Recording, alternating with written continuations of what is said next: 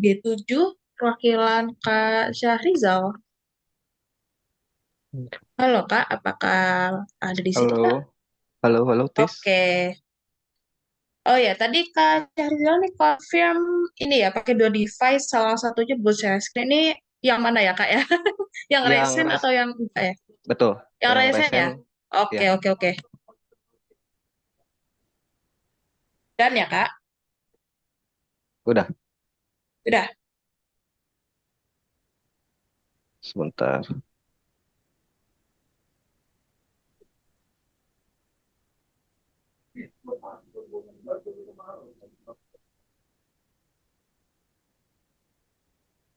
Udah kelihatan belum, Kak? Sudah. Aman Kak. Oke, baik, Monggo. perkenalkan nama saya Muhammad Sarizal. Saya di sini mewakili grup D7 untuk batch 18 untuk mempresentasikan final project data visualisasi di Looker Studio. Berikut ini adalah member dari project group. Untuk mempersingkat waktu, saya skip. Dan berikut ini adalah tabel of content, bagian-bagian yang akan dijelaskan dalam project. Hal pertama dalam bagian data preparation dan understanding adalah mengenal dataset. Dataset yang digunakan adalah data yang berasal dari Tokopedia, bukan data sesungguhnya. Di sini kita menjelaskan deskripsi atau penjelasan dari setiap kolom, mulai dari ID, customer ID, order date, sampai payment method atau metode pembayaran yang digunakan. Lalu selanjutnya initial data inspection, yaitu melihat struktur atau bentuk dataset agar dapat mengenal garis besar nilai, gambaran nilai, dan bentuk data dalam dataset ini. Selanjutnya itu connecting data source. Pertama kita memilih sumber data untuk dihubungkan dengan Looker Studio. Dalam proyek ini platform yang digunakan adalah Google Sheet. Selanjutnya setelah memilih platform, yaitu memilih dataset yang sebelumnya telah diimport dalam Google Sheet. Dataset ini yang akan digunakan untuk pembuatan visualisasi. Dan berikut ini tampilan awal halaman Looker Studio sebelum memulai pengerjaan proyek. Masuk ke requirement pertama untuk halaman pertama khususnya.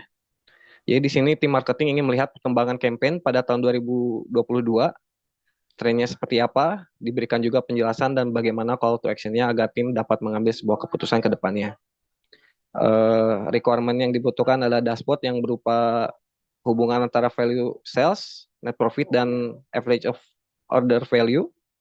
Lalu yang kedua dimasukkan juga slicer atau control filter untuk date, kategori, sales value, value transaction, dan metode payment. Lalu sebelum masuk ke Looker Studio-nya, hal pertama yang dilakukan adalah membuat sketsa atau mockup dasar bagaimana dashboard ingin ditampilkan. Lalu masuk ke page setting atau ukuran halaman. Di sini ukuran halaman dengan screen ratio 16:9 dengan warna primer hijau sebagai warna brand Tokopedia, lalu warna sekunder hitam, warna kontemporer putih, dan font Roboto. Lalu menyiapkan customer field, yaitu kolom baru, karena dalam dataset tidak tersedia kolom average order value, value transaction, dan net profit. Saya membuat ketiga tabel tersebut menggunakan fitur make a new field. Di sini yang pertama ada average order value, yaitu harga jual dibagi dengan jumlah harga jual dibagi dengan jumlah user yang unik. Terus selanjutnya net profit atau laba bersih adalah harga SPP atau harga pokok produk dikali jumlah pesanan, lalu harga jual dikurangi harga hasil ini.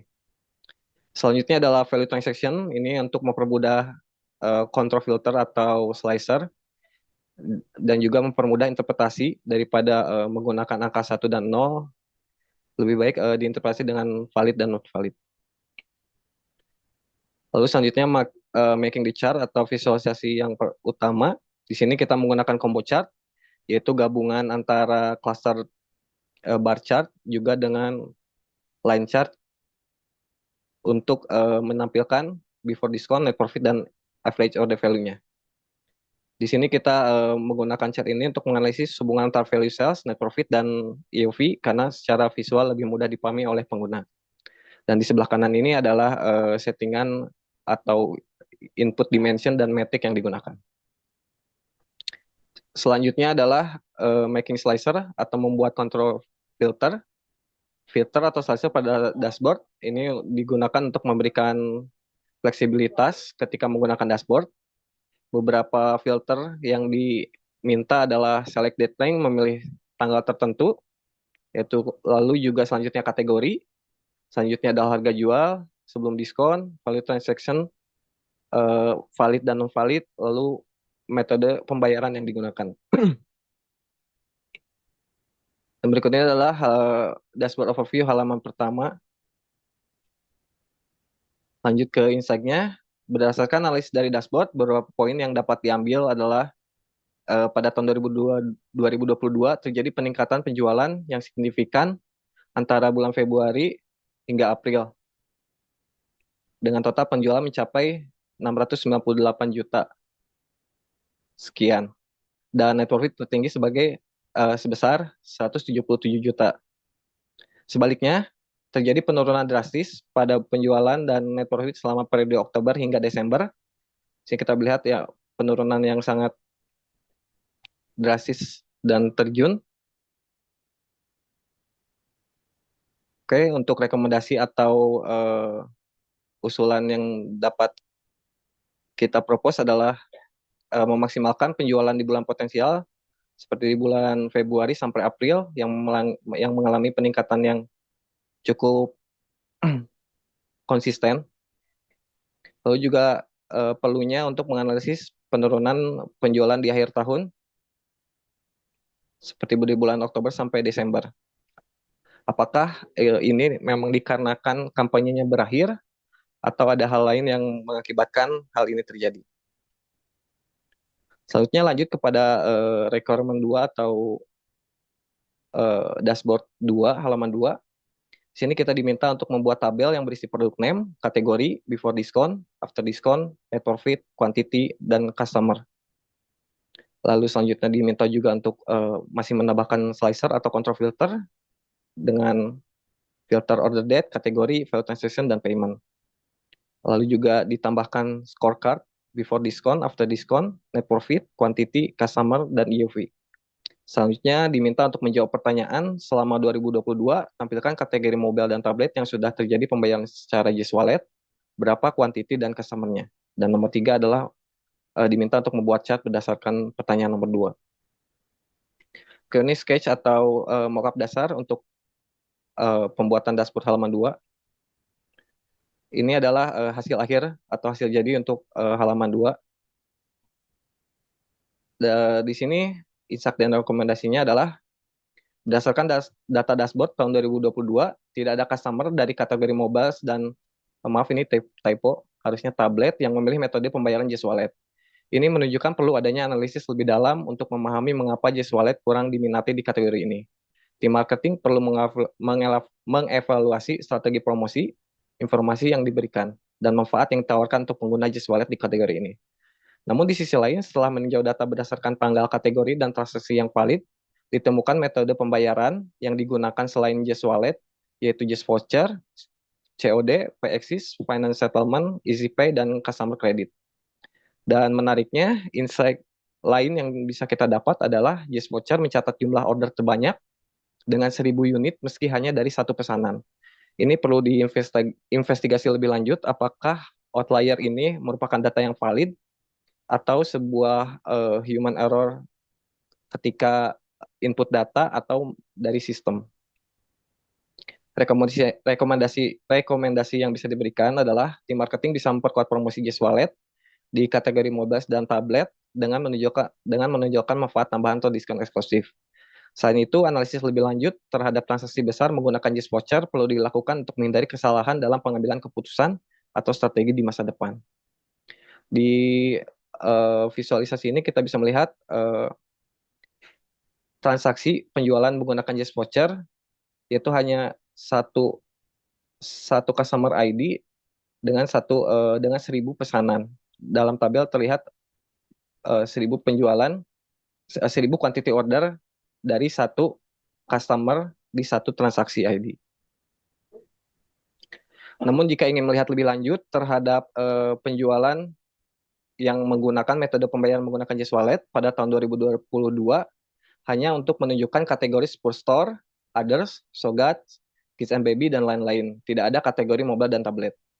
Dalam visualisasi ini, kita bisa melihat Superstore uh, adalah kategori dengan pembayaran Jazz Wallet tertinggi pada tahun 2022 dengan kuantitas 23 dan jumlah customer 9 user.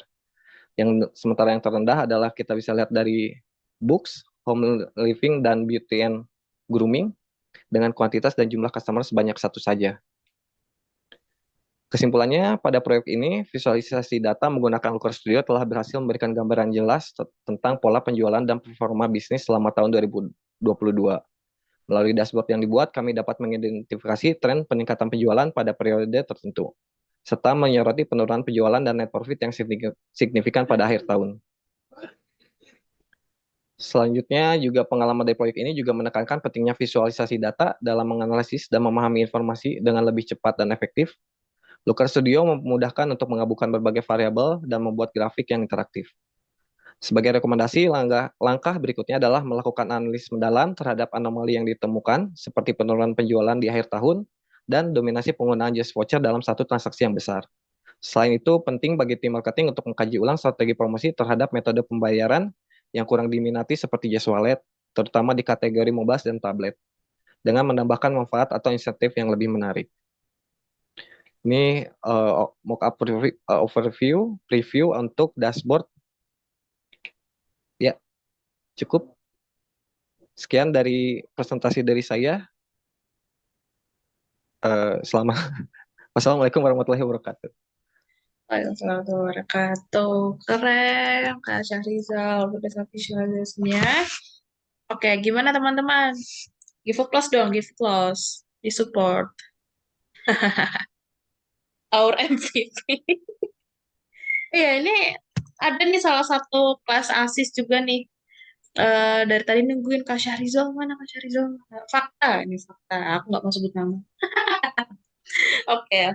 Untuk mempersingkat waktu ya teman-teman, mungkin ada beberapa yang ngantuk atau mungkin besok mau liburan ya. Aku mau langsung aja kita